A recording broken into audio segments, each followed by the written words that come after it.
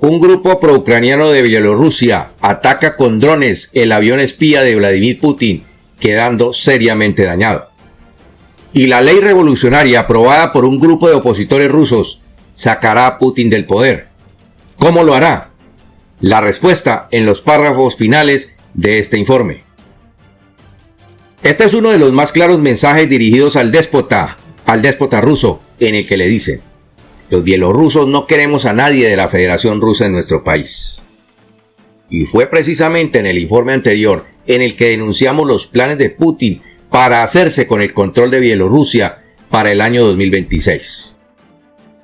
Un informante en Minsk le dijo a un medio de comunicación polaco que la agrupación de partisanos está recibiendo asesoría y ayuda financiera desde el exterior. Entonces, aquí la pregunta es: ¿quién o quiénes están financiando estas operaciones de destrucción contra la maquinaria de guerra de Vladimir Putin? En este informe te estaremos presentando dos de las posibles fuentes de financiación y de ayuda militar que están recibiendo los guerrilleros bielorrusos. Te contamos lo que nadie está diciendo, por eso te invito a ver este análisis hasta el final para que puedas sacar tus propias conclusiones y no esperes a que alguien más te lo cuente. Un saludo muy especial a todos nuestros queridos donantes y suscriptores y muchas gracias por el apoyo a nuestra labor de investigación. No olviden leer mi columna de análisis sobre la situación política de Colombia en lanota-latina.com. En esta edición, Petro y Claudia López negocian metro subterráneo por todo lo alto. El enlace, como siempre, se los dejo en la descripción de cada video.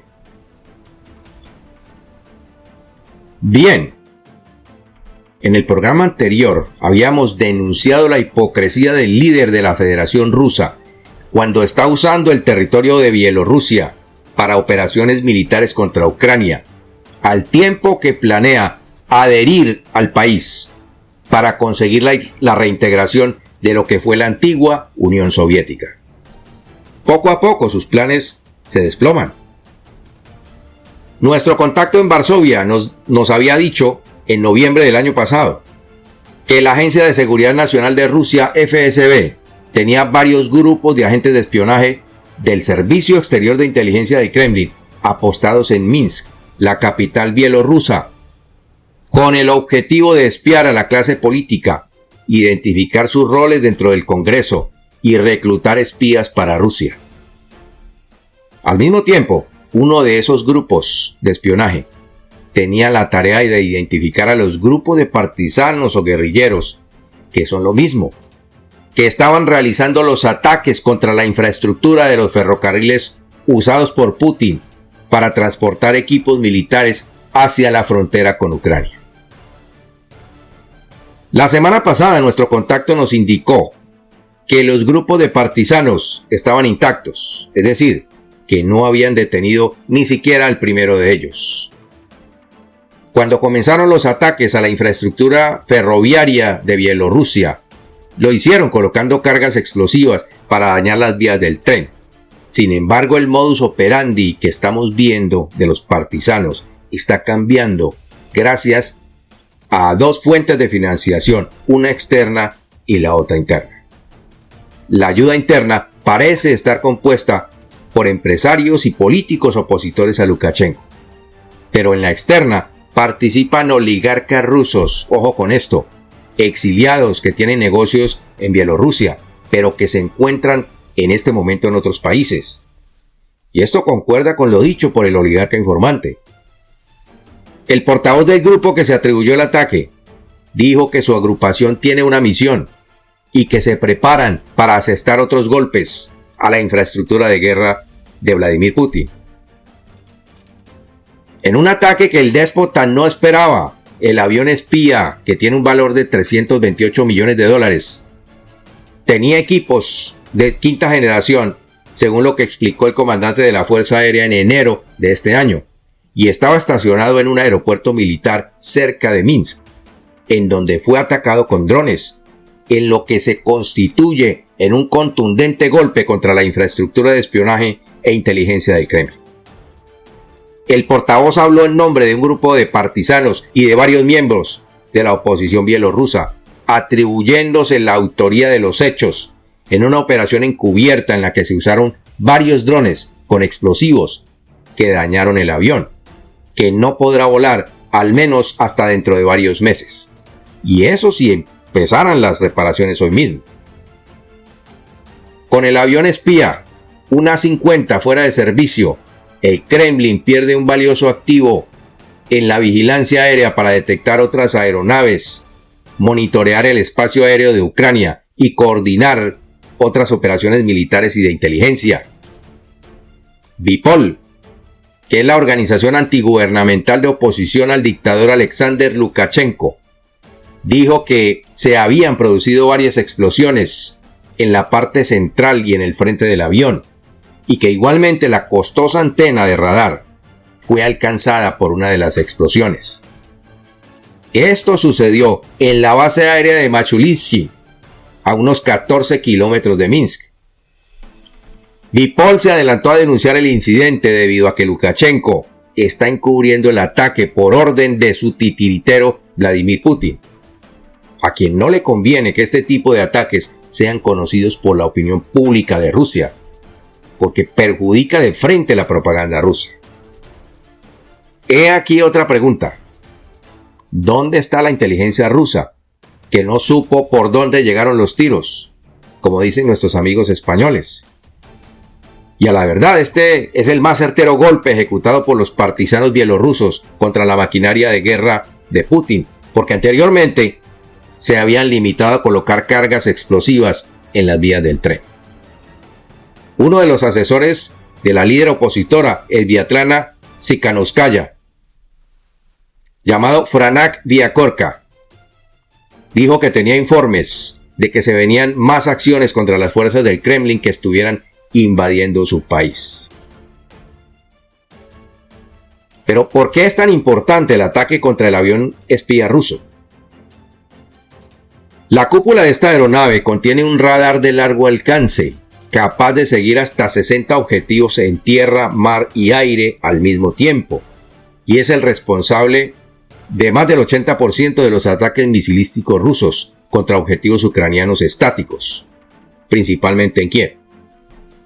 El radar envía las coordenadas a un centro de mando que está conectado al parecer mediante satélites, y los objetivos están previamente mapeados. Este tipo de radares son de alta precisión, pero la pregunta es, ¿por qué los misiles no dan en el blanco preciso y solo lo hacen con una efectividad del 57%? Un experto en radares y en precisión sobre objetivos militares explicó que el problema está en los sistemas de guía integrados en los misiles rusos, que no pueden ejecutar los cálculos precisos durante el vuelo. Los misiles, igual que los aviones, sufren ráfagas de viento en contra y también por los flancos, que tratan de desviar su trayectoria. Entonces es aquí donde entran a jugar un papel muy importante los sistemas de precisión del misil. Si el sistema de guía no tiene los microchips diseñados especialmente para que hagan esos cálculos de redireccionamiento hacia el objetivo, el cohete pierde su punto de impacto. Con la destrucción de esta aeronave, se espera que los rusos disminuyan su capacidad para impactar a objetivos civiles ucranianos, lo cual beneficiaría directamente a la población civil. Cabe señalar que estos aviones son muy difíciles de alcanzar por medio de misiles, porque vuelan a gran altitud. Por eso era necesario ejecutar la destrucción de esta aeronave estando en tierra. ¿Le quedarán ganas a Vladimir Putin de dejar estacionados sus aviones militares en Bielorrusia? Estoy seguro que de ahora en adelante no los dejarán en casa de su vecino Lukashenko, porque ya saben lo que les espera. Igual que sucedió cuando los ucranianos atacaron la base aérea de Engels, en donde estaban estacionados los bombarderos estratégicos rusos, los Tu-160 y Tu-95, incidente en el que resultaron dañadas 3 aeronaves. Luego del incidente, Putin tuvo que mover esos aviones a otros hangares. Y un dato adicional sobre los drones usados en la operación. Los aparatos fueron adquiridos en una tienda de artículos de recreo, pero fueron modificados bajo asesoría de los ucranianos para llevar cargas explosivas. Según Alexander Azarov, jefe de Bipol, y quien reseñó la información a Belsat, un medio de noticias polaco, en la operación participaron 2 partisanos bielorrusos, quienes estuvieron manipulando los drones durante varias semanas para conseguir la mejor efectividad posible. Se trataba de dirigir los drones desde una distancia segura, y se cree que los operadores estuvieron a menos de 2 kilómetros del sitio donde se encontraba el avión. Ese avión había llegado a Bielorrusia desde principios de enero de este año, y fue asignado para misiones de reconocimiento y de guía de misiles, además de aviones de combate rusos. Por otro lado, la ley revolucionaria sacará a Putin del poder. El error garrafal cometido por Putin al invadir a Ucrania es el comienzo de la caída del imperio putinesco. Y este proceso que ya se está dando podría durar meses o años tal vez. Sin embargo, se acaba de aprobar la ley revolucionaria que aseguran sacará a Putin del poder en corto tiempo. Y te preguntarás, ¿cómo es eso si en Rusia no se puede ni respirar la libertad de expresión? En este caso, todo depende de los propios ciudadanos rusos, según los opositores del país. ¿Y a qué le llamamos imperio putinesco? Al actual sistema de gobierno de la llamada Federación Rusa, que es un régimen dictatorial que coarta las libertades civiles, con poderes extraordinarios para cambiar las leyes a su antojo, con poderes para decidir sobre la vida de los demás, arrogante, ambicioso y con ansias de riqueza y poder infinitas. En Rusia todo el mundo está sometido, desde la clase política, los grandes, medianos y pequeños oligarcas, los militares, y ni qué decir de la población civil. Todos sienten temor de lo que les puede hacer el régimen por solo mencionar una palabra que está prohibida, la palabra guerra. Y así no lo creas, estas pequeñas cosas aparentemente insignificantes están hundiendo a Rusia en el caos social y amenazan con desatar una guerra civil. Y este viernes un ingrediente más, lo podemos decir así, se sumó a la presión por la guerra civil, y es la aprobación de esta ley revolucionaria por parte del Consejo Ejecutivo del Congreso de Diputados del Pueblo, CPD, que busca derrocar a Vladimir Putin y a su régimen criminal. Y escucha muy bien esto, usando la fuerza, es decir, usando las armas. Andrei Sidelnikov es un político de oposición ruso que afirma, como muchos de nosotros, que Vladimir Putin está llevando a Rusia hacia una guerra civil y a la desintegración de la Federación Rusa. Él sostiene que la única manera de sacar al déspota del poder es mediante la fuerza. Sidelnikov, junto a otros políticos de oposición, se reunieron en Varsovia para aprobar la mencionada ley, añadiendo además que ya se están dando los pasos para un levantamiento armado. ¿Qué te parece esto? Y es que en las últimas palabras de Vladimir Putin pronunciadas en público, incluidas las que dijo en el estadio Luzhniki, aseguran que él seguirá en guerra contra Occidente hasta el último día de su vida. Estados Unidos, como primera potencia mundial, sabe que en cualquier momento podría estar enfrentando a Rusia militarmente, y la Unión Europea también lo sabe. Y ha estado evitando dar este paso, en parte porque la Unión Europea sí dependía energéticamente de Moscú. Los europeos han tenido temor de que Putin utilice sus armas nucleares, y es un temor creíble, porque esta es una realidad latente. Entonces, aquí la pregunta es, ¿habrá intervención externa, es decir, de otros países, en una eventual desfragmentación de Rusia? Me refiero a Estados Unidos y la Unión Europea. Según nuestros cálculos, eso costaría muchísimo dinero, y creo que Washington prefiere esperar a que el problema ruso implosione por sí solo. Y puede que no necesiten la intervención extranjera para que las condiciones se den. Los únicos que pueden financiar en este momento la caída del régimen son los propios rusos, y lo están haciendo desde fuera del país. El oligarca informante dijo a principios de este 2023 que hay un grupo de oligarcas exiliados que podrían estar financiando a los grupos separatistas que se están gestando dentro de la propia Federación Rusa. Varias de las repúblicas se están organizando para reclamar la independencia del Kremlin, incluidos los chechenos, aprovechando la debilidad en la que se encuentra el régimen por la guerra de Ucrania.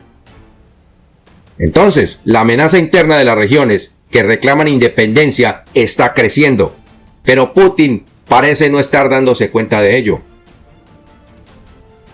El líder ruso además ha perdido la capacidad como mediador entre Armenia y Azerbaiyán, y ya no lo miran como el líder que estuvo al frente de las negociaciones entre los dos países. Y poco a poco, las repúblicas federadas también lo dejan de ver como líder y le están perdiendo el miedo al déspota. Andrei Sidelnikov habló de la existencia de la Legión de la Libertad de Rusia. Este es un batallón conformado por voluntarios rusos con experiencia militar y serán fundamentales para derrocar a Vladimir Putin. Por su parte, Ilya Ponomarev, otro activista del CPD, dijo que actualmente hay 10.000 voluntarios dispuestos a entrar en acción uniéndose a la Legión. ¿Qué significa esto? Que esta oposición que tiene el dinero para financiar estas actividades de liberación de Rusia no está jugando y tiene una gran ventaja sobre la oposición ejercida por Alexei Navalny, que no demeritamos por supuesto. Pero el solo hecho de que este líder opositor esté preso significa que Putin lo tiene neutralizado. Otro grupo significativo que se uniría a la Legión son los chechenos rebeldes y están listos, quienes están una parte en Ucrania y la otra parte se encuentran en Polonia. Bien, sigue atentamente el desarrollo de la guerra de Ucrania porque aquí te contamos lo que nadie está diciendo. Con los elementos que te acabo de presentar, creo que ya puedes sacar tus propias conclusiones. Y por hoy, damos por terminado nuestro informe. Como siempre te digo, que Dios te bendiga. Y nos vemos en nuestro siguiente programa.